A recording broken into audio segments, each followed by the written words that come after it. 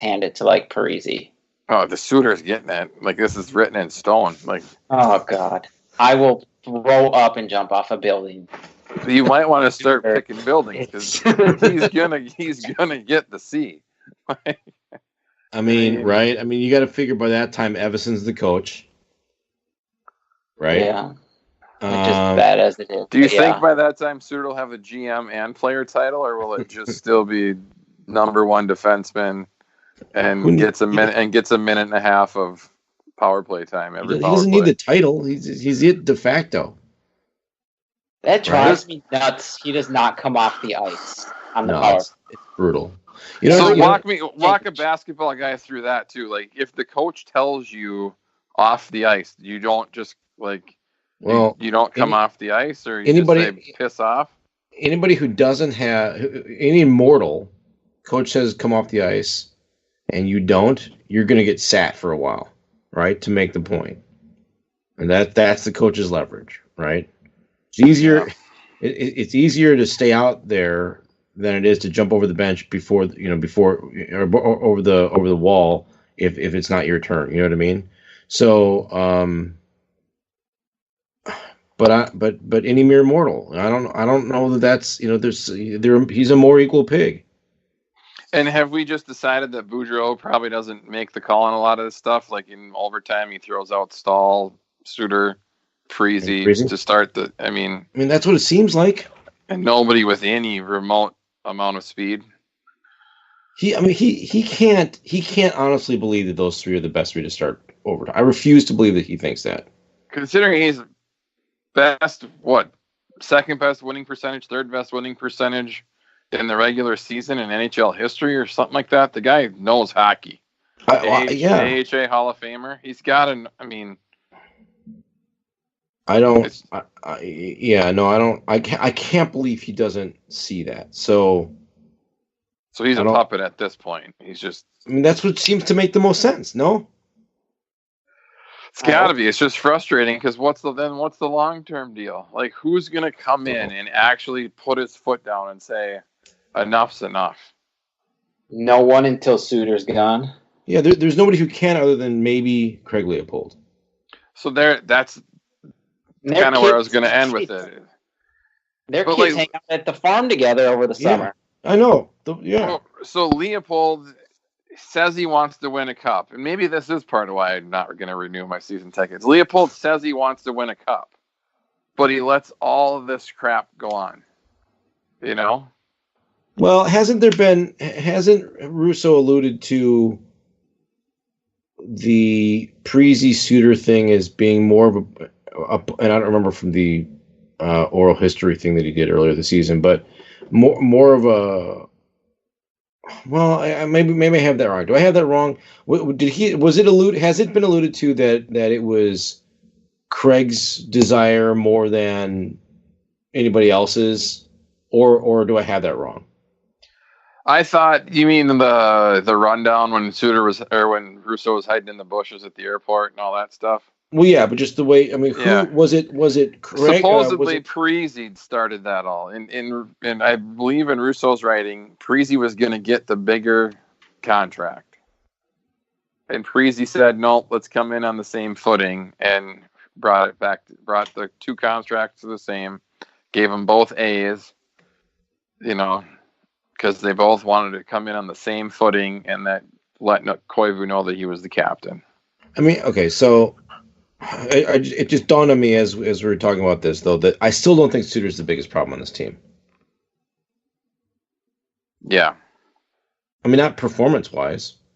I don't think performance-wise either. I think he's a great defenseman. The concern I have is the inmates running the asylum, and for how long, and when does it stop? Because the inmates running it have gotten us a bunch of first-round playoff losses. Yeah, and then crappy picks. Correct. Yeah, I don't think I'm not sure. Some fans have a lot of frustration with his wrist shot, which is what it is. But I think most of the angst with Suter is, from what we all believe, is his selfishness and his ego inside the locker room. Because it's obviously affected the development of young players. I also personally think it's a huge reason why John Stevens left. Scott Stevens. Yeah. Sorry, Scott Stevens. Yeah, he didn't want to deal with that ego and probably telling him, he doesn't have to listen to him. And Yeah, I gotta imagine that it went over like a lead balloon turd. with Stevens. Yeah. I mean, nobody's gonna tell him what to do either. So, right. Well, and also, hey, I really don't need this shit, and to be away from my family for it. Like, to hell with that. Yeah, right. For some player to tell me how to coach, like, whatever. Yeah. Until proven otherwise, that's my belief as well, Mike. Forget that. This team it's just an annoying team. I've always thought that it was the hardest. It was hardest to be a Vikings fan, but this season it was easier to be a Vikings fan than it was to be a Wild fan so far. Because I think the Wild still provide like some ray of hope, and people want a cup here almost as bad as they want a Super Bowl. So, like, and then the Wild go to Tampa and win 3-rip, and you're like, God, they got it. They're a good team. Yeah. And the next thing, Florida and. All right.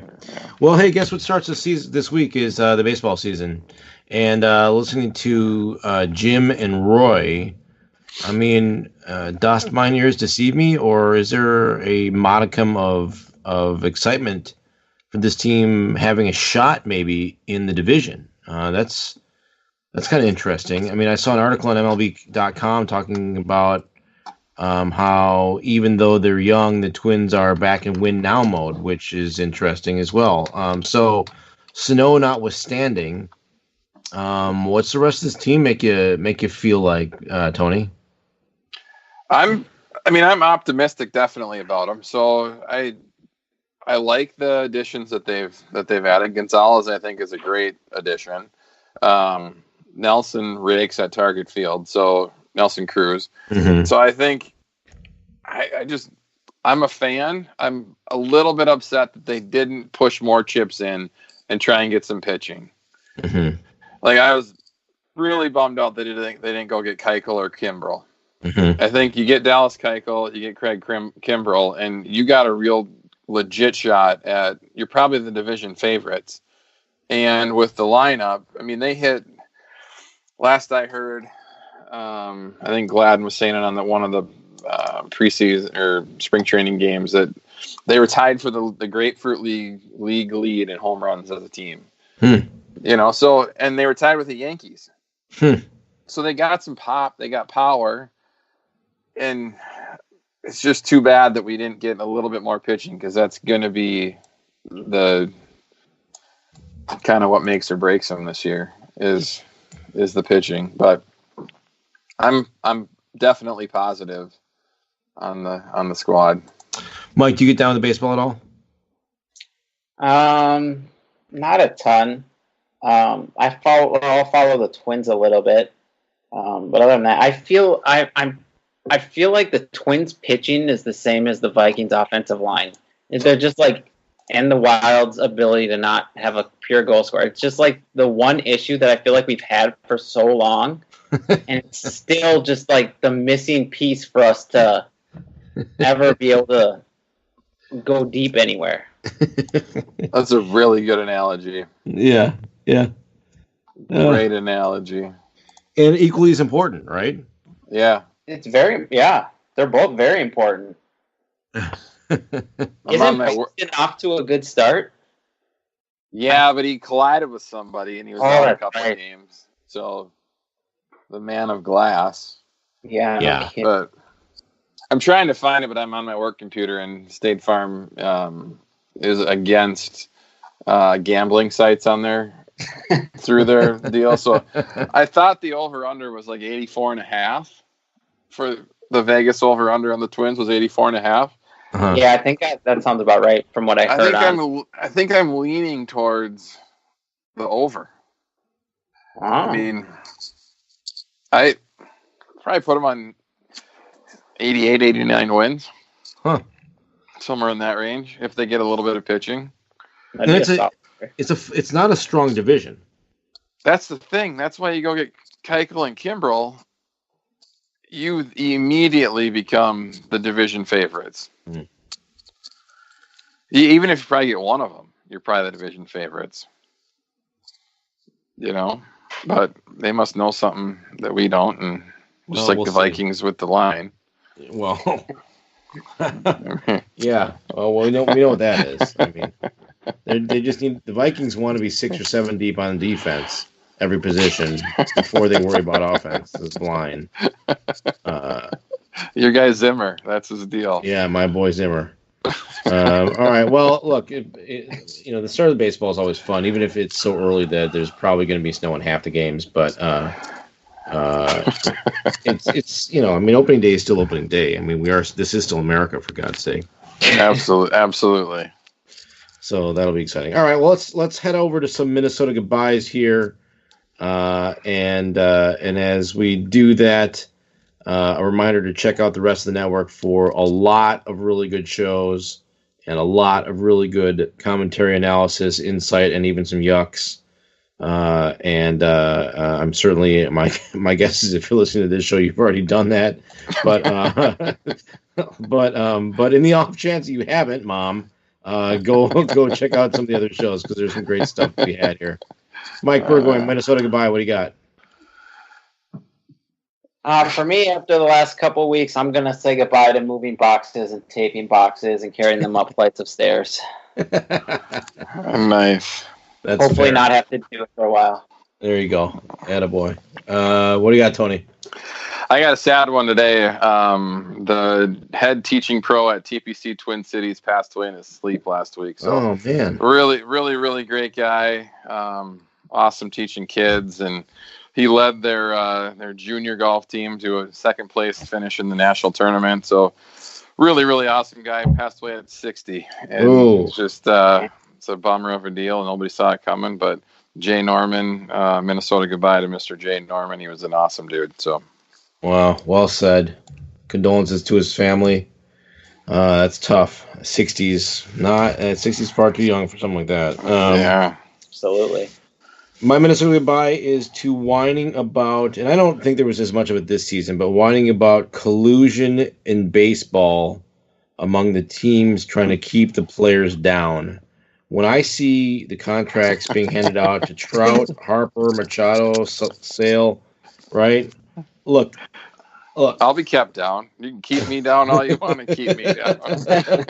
Exactly. Look, nobody complains when the owners and the GMs get together and pay these guys. So we can shut up and stop complaining when they cool it down for a little while, right? I mean, come on. So again, I didn't hear nearly as much of that this year as I did last season, but there's no problem. I mean, we're not going to start crying about baseball players, major league players, right, anytime soon. So stop with the collusion nonsense. Let's just try to have a little bit of perspective about the real world here, please.